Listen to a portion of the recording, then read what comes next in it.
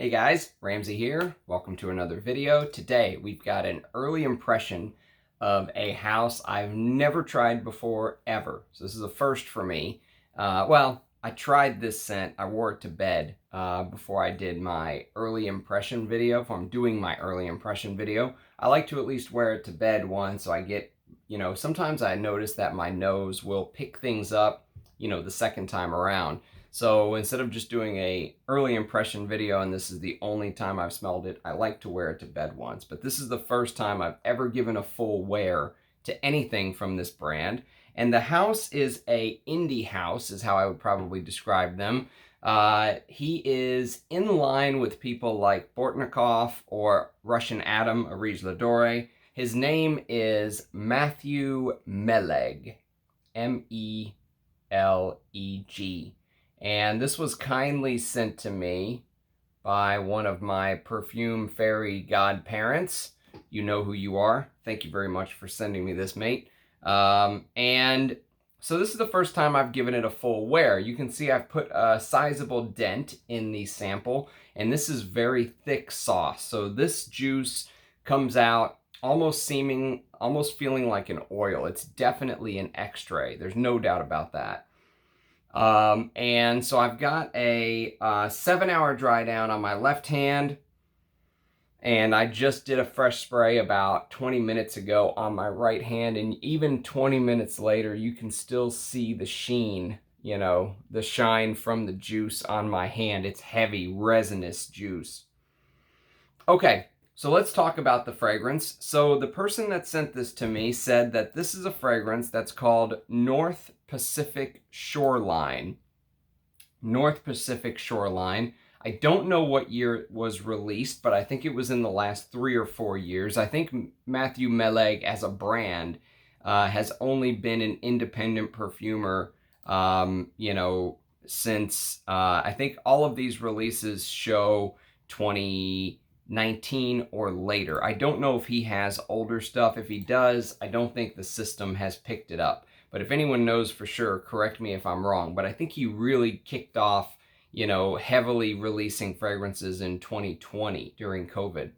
And he is a perfumer who is self-taught, and he is a perfumer who goes against IFRA, okay? So he puts whatever he wants in his fragrances, real oak moss, real civet, that kind of stuff.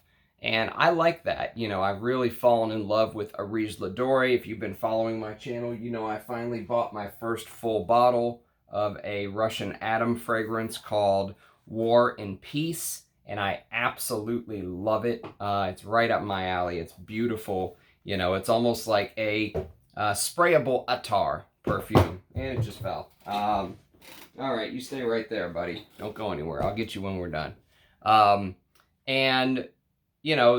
This feels in that same, construct, in that the juice feels very resinous and heavy when you spray. And it wears like an extrait. It's very rich and deep, but it sits close to the skin. So I'm pretty sure it is an extrait. And the fragrance itself is North Pacific Shoreline is what I was told. There was only 30 bottles of this made. Okay, so I think this is one of his earlier creations. I don't know for sure though, but if anyone knows, do let me know. And the notes are Canadian pine, wintergreen, Métis attar, which we'll talk about in a little bit, fennel, patchouli, fucus absolute, ambergris, salt, minerals, florazone, oak moss, civet, rose, jasmine, sandalwood, bergamot, oud, and orris butter. Okay, so let me take you through the scent, okay? So when you first spray North Pacific Shoreline, and that should give you a little bit of a hint as to what you're going to get, North Pacific Shoreline. If you know much about, the Northern Pacific portion of the United States, think about that image in your head. What comes to mind when you think about North Pacific Shoreline? So when you first spray, And if you look at the color of the juice, it's a great indication of the type of scent that you're going to get. There's a lot of green notes, as you saw, that I read off. And the number one note that hits your nose when you first spray is two things, wintergreen and oud. And when I wore it to bed, I didn't pick up that oud originally. I was going to say, I don't pick up any oud. They must have used it as just like a backbone of the scent. But now that I've worn it a little bit more, and that's why I like to do these second wearings if possible, I like to wear it to bed, let your nose kind of adjust, and then wear it again as a full scent of the day. Because my nose picked up on the oud in the first 5 minutes today. And what I think he did is I think he used the oud to add this, what did I say? I said that he used the oud almost as this vertigo. It's feeling of vertigo, like you're standing on a rock and you're looking out over the ocean, and maybe the waves coming in and splashing against the rocks make you feel kind of like a little dizzy, a little out-of-body experience. That's what the oud first smells like when you first spray it.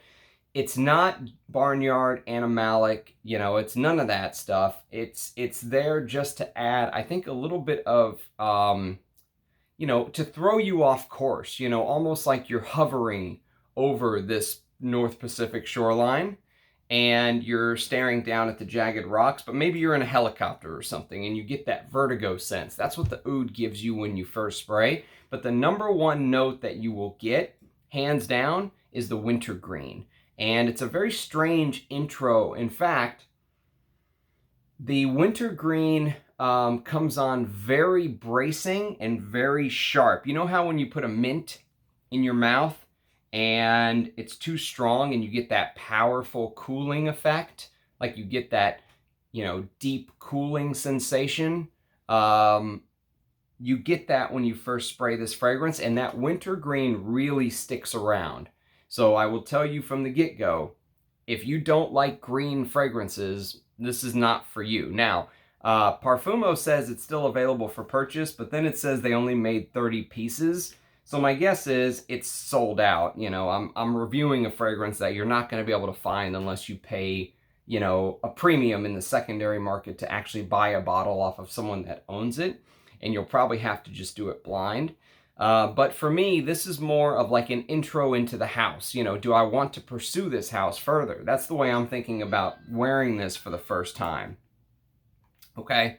And that's kind of my thought process while I'm going through this wear today. It's an intro to the house. How are the quality of the ingredients? What is it like? Would I want to try others from the brand?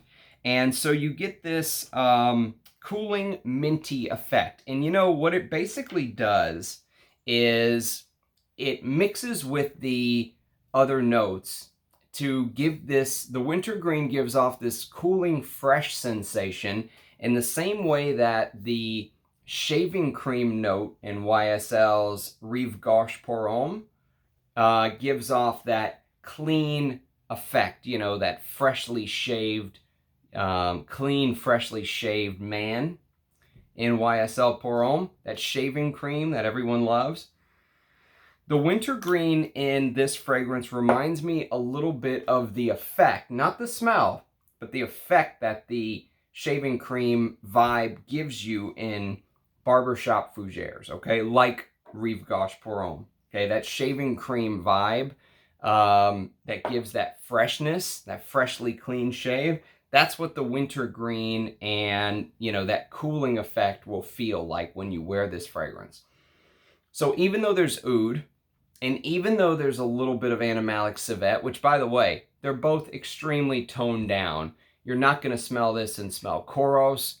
You're not going to smell this and smell an Arige Ladore Russian Atom oud heavy distilled, real oud distilled fragrance. No, you're not going to get that from this fragrance. I think the oud and the civet are just kind of used as background notes, if you will. But I think in the first couple minutes, you will get a little bit of the oud. Now, there is also a note called Miti Attar. And Miti Attar is supposed to smell like the earth after the monsoon rain sets in. Okay, so if you've ever been to India, when the monsoon rain first hits the dry ground, right, that smell that it gives off, that first couple minutes of rain after the dry season, when the monsoons come in, it's a very particular smell, you know, that fresh rain on dry earth. And that's what the Miti Attar accord is supposed to recreate. And I think he used that accord here as a way to try and give you a sense of, you know, almost like diversification between the land on one side and the water on the other. Because that Miti Attar is supposed to give you the vibe of rain on very dry ground that had no rain. Almost like when it rains and it hits concrete and it gives off that particular smell that you get in a fragrance like Narciso Rodriguez for him. EDT, it's a very particular smell, you know, that wet on fresh concrete vibe, right? Miti Attar does the same thing, but instead of concrete, think about it on earth, on dirt, on soil, right? That kind of smell. And I think that's how Matthew Meleg used that Miti Attar note, is my guess. And then there's a little bit of fennel smell. So you get this fennel-like smell with this contrasted with this salty vibe. Okay, so you're kind of getting the picture now, right? You've got the green notes, you've got the wintergreen, there's a little bit of patchouli, but it's not a patchouli fragrance. And there's that fennel, and there's oak moss, and there's another green note, which we'll talk about later. But then he contrasts it with that salt. So there's three, you could say, notes that will remind you a little bit of either rocks or the sea. And the three notes are ambergris, and it's supposedly real ambergris that he uses. The ingredients do smell high quality, I will give him that. They don't smell cheap. They don't smell, you know, like he cut any corners on spending money on ingredients. They do smell high quality.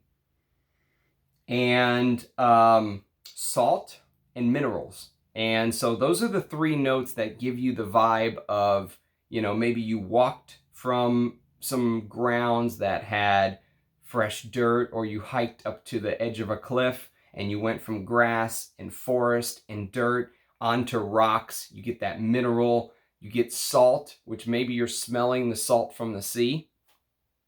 And then you get ambergris. Now, I wouldn't guess there was ambergris in this fragrance.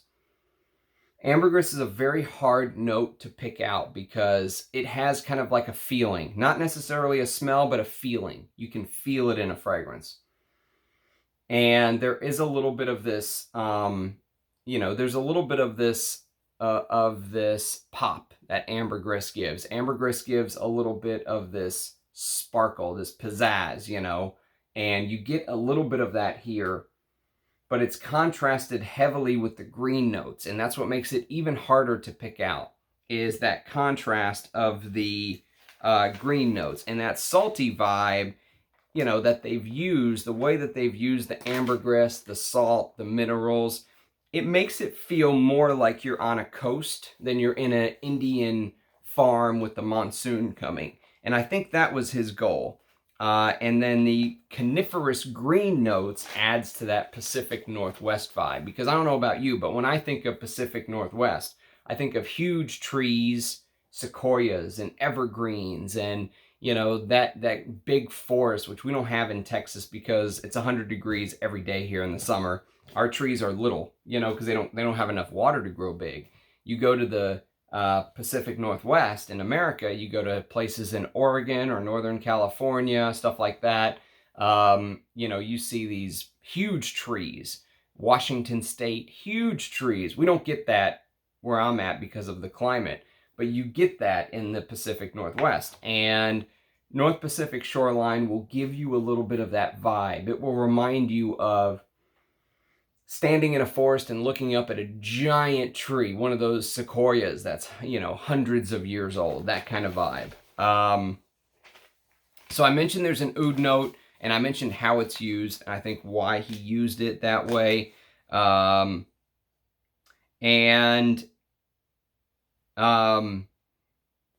you know, I think that jagged shoreline concept was something that he was really going for, because, you know, you really get this impression of, by the contrast of the, you know, ferns contrasted against the ambergris and the salt and minerals and stuff like that.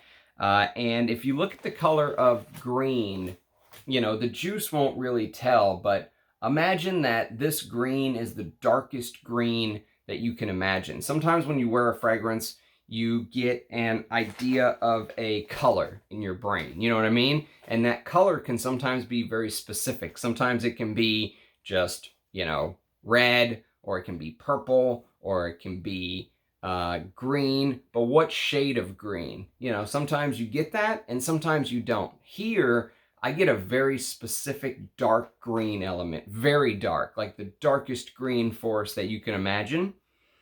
So it doesn't smell like fresh galbanum, right? It doesn't smell like you're smelling artemisia. It doesn't smell like you're smelling, you know, those kind of greens that you necessarily might think of as far as giving you a different shade of green in your imagination when you imagine the scent. This green gives me a very dark, foresty-like vibe, extremely dark green. You know, and like I said, it's almost like standing in that forest and looking up at the giant sequoias. Now, there's another note that he used that kind of ties everything together, if you will. Because obviously the pine is very important. I mentioned there's Canadian pine in here, and the pine is really what gives... The pine, actually, while I'm mentioning it, there's one fragrance that popped to my mind that this is probably the closest to, and I already own a full bottle, and this is going to be a little bit of a spoiler why I would not buy or try to hunt down a full bottle of this Meleg fragrance, is because I already own this. And if you know this scent, you know that this is one of the best Serge Lutens fragrances of all time. This is Filin Agile. And Filin Agile is a Christopher Sheldrake creation. And this fragrance is going for insane money on eBay right now. A bottle like this, people are posting them for $500 to $1,000 for 50 ml, okay? It's absolute insanity, but the fragrance is fantastic. This is even more resinous, so this feels like you stuck your hand in a pine tree and got the sap all over it, and then there's incense, so it's like setting the pine tree on fire. But he also created this fresh air accord. So it is like you're standing in a forest and looking up at the sky, and you get that fresh air coming down on you. Somehow, Matthew Meleg recreated that fresh air accord.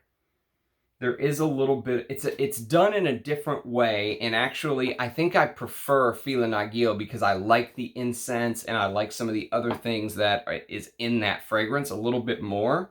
But this is still a very good creation. I wouldn't buy a bottle because I already have Filin Agile. I already have a lot of other green scents as well. Recently, I talked about Bowling Green cologne spray, which is discontinued. You can still buy the eau de toilette, I think, but the cologne spray is no more. I own Beach Hut Man, which is another green fragrance that, if you're a big fan of green, check that out. Bry just bought himself a bottle of Beach Hut Man, and he reported back that he absolutely loves it. And look, I mean, look at the dent that I've made, and that's a pretty good dent in the bottle when you have a collection my size. And another green fragrance that you can try to hunt down would be something like Crizia Uomo, which is their version of like a one-man show, if you will. I prefer vintage one-man show, not the new one. The new one I'm not as big a fan of. I'll do a comparison video very soon. Or Crizia Uomo. So those are just some green fragrances that I grabbed that just kind of came to mind. But the closest of the bunch is Filin Agile, because it recreates that pine, that wintergreen, that forest smell with open air. And somehow I feel like the wintergreen aspect of Meleg's North Pacific Shoreline, I feel like it it adds to that freshness, that outdoor feeling. You know how sometimes outdoor air can smell cold and crisp at the same time, like that crispness can smell fresh. That's what the wintergreen does in Meleg's North Pacific Shoreline. There's also rose and jasmine, but the florals take a back seat to the green fragrances, to the green notes in here, because there's also, it feels like a big dose of oak moss in the base. But the final trick Matthew Meleg had up his sleeve is he used this note called Fucus Absolute, F-U-C-U-S. And fucus is a type of seaweed. Some people use it for blood clotting. There's a theory that it might reduce thyroid disorders and stuff like that, obesity and, all these conditions people use fucus for. Whether it's scientifically proven or not, I don't know. I'm not a doctor. Don't say Ramsey from the Perfume channel said to check it out, because I did not. I am not a doctor. I only play one on TV. But I will tell you that it is a type of seaweed found on the coasts of the North Sea, the Western Baltic Sea, and the Atlantic and Pacific Ocean. So there you go. So it's a seaweed, which is a very strange note. I only have one fragrance that uses a seaweed note that came to mind, and that's this Stranger's Perfumery. This is a fragrance called Cigar Rum. And Cigar Rum uses a seaweed note to contrast the tobacco and oak moss and rum. And it's a very strange and it's a note that I don't 100% know how I feel about it yet, but I feel like it works a little bit better in this creation for Meleg than it does in Cigar Rum. Even though I really like Cigar Rum, the seaweed note there makes it kind of strange. When you're mixing it with cigar and rum and oak moss and tobacco and seaweed, it's just like out of left field. Here, it fits the storyline a little bit more because you can see the seaweed mixing in with the ambergris, the salt, the minerals. It fits into you're staring down from a jagged coastline and you're looking at the ocean and you get that seaweed / ambergris / salt / mineral smell, right? It all fits into the story a little bit better here. And there is a little bit, there is a little bit of this kelp / seaweed vibe, I think. You can see it. You can almost visualize it in your head, You can see like a manatee down there eating kelp or whatever the heck they eat. It's an interesting fragrance. It's a good fragrance. So my verdict is this. You guys know I don't give ratings to perfumes, right? I don't rate these. If I did, I'd probably rate stuff out of 100. So I could put something at 98 and something at 92 and something at 88 and so forth and so on. The 1 to 5 rating is, how do you have two scents that are both 5s and both completely different, So for me, if I did ever do ratings, I would do like a 0 to 100 scale. But I don't do ratings, but I will say I think this is a good creation. I am encouraged. I was a little hesitant to try some of Matthew Meleg's scents after I saw a ferret running around his apartment on a live stream, especially since he works out of his apartment. But I have to say, I have been converted a little bit, at least enough to want to try some of his other creations. I would love to try Civet Cat Chiffre. That's the one that I really want to try because I love animalic fragrances. He has some others on there that sound very interesting. I think he has an incense. He's got a tobacco in frankincense, which I love. He has an oud, which I would love to try. Stuff like that. The Baroness sounds very interesting to me. So he has done some fragrances that after trying this, I think I would be willing to step out and try some of his other creations. You know, but this is not full bottle worthy to me. If I did not own Feeling Agil, would I hunt a bottle down of this? Then it's a much bigger possibility. But because I already own Feeling Agil, I probably would just say, hey, I'm very grateful to my perfume godparents who sent this to me. You know, I'm just saying that instead of perfume godfather / mother, because so many people have sent me stuff.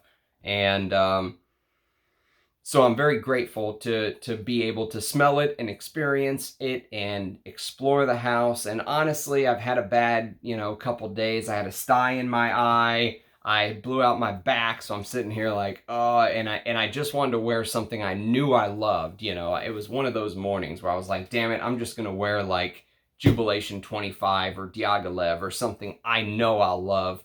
And I said, no, you know what? I'm gonna give Meleg a try. And I'm glad I did, because it was a good intro to the house.